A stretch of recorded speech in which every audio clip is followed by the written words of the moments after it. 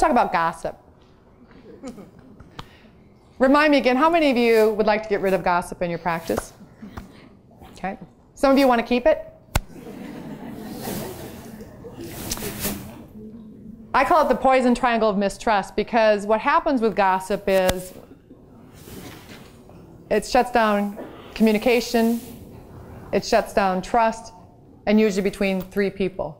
Because there's one person talking to another person, and haven't we all walked by someone talking about us? And you know how that makes us feel. But see, some of us call gossip venting. Venting is gossip, if it's negative. One of the first things we do when I'm working with teams is we define what gossip is so that we're, again, all on the same page, because we don't want to have an expectation of what it is. And I like to define gossip as anything that is negative about the other person's character or very private that they don't want anybody else to know.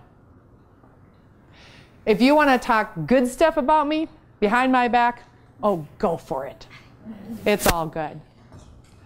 But negative, things that tear us down or that are very private, are gossip.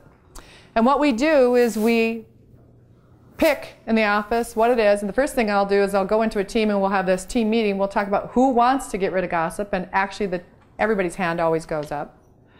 And I'll say, okay, so what would be a sign or a word that you would want to use if someone came up and started gossiping with you?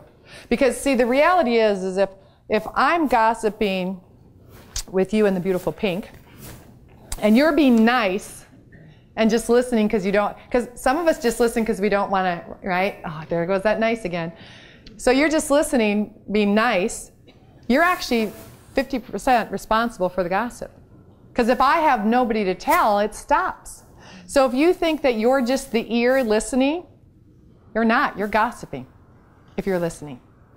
So we teach this in the offices, and we pick a word, and it could be peace, it could be, take it to the source or whatever, a couple words, or whatever. But we choose, the team chooses a word or something that they're going to use to communicate with that person. Because old habits die hard. And the first thing we're going to do is we're going to go, oh, do you know what happened today? And then her role, tell me your name? Kim. Kim. So Kim is going to say, hey, Judy K, remember we said we weren't going to gossip. And I'm going to go, oh, okay. See, if enough people push back and stop it, it stops. And the comfort level comes from the fact that we've all met. You can't go back and just say, okay, we're going to do this. You have to have this conversation together and ask who's on board. And you'll be surprised. And maybe you'll have a couple people who aren't on board. And then that would be another thought process we have to evaluate. But when it comes to the team, then pick a word, and they all hear this, and they hear that people are going to ask them to take it to the source. It's no longer this, oh, well, who do you think you are? You know? So when we take it out into the open, we have this discussion, it makes it much easier to be able to do it. So pick a word, pick whatever it is that you want to do, and I think probably the most common one is the fact of saying, please take it to Mary, or please take it to her, or have you talked to Mary about it? And we stop it. Some just say, please stop. But what happens is in a very short time, people get in the habit and it stops the gossip.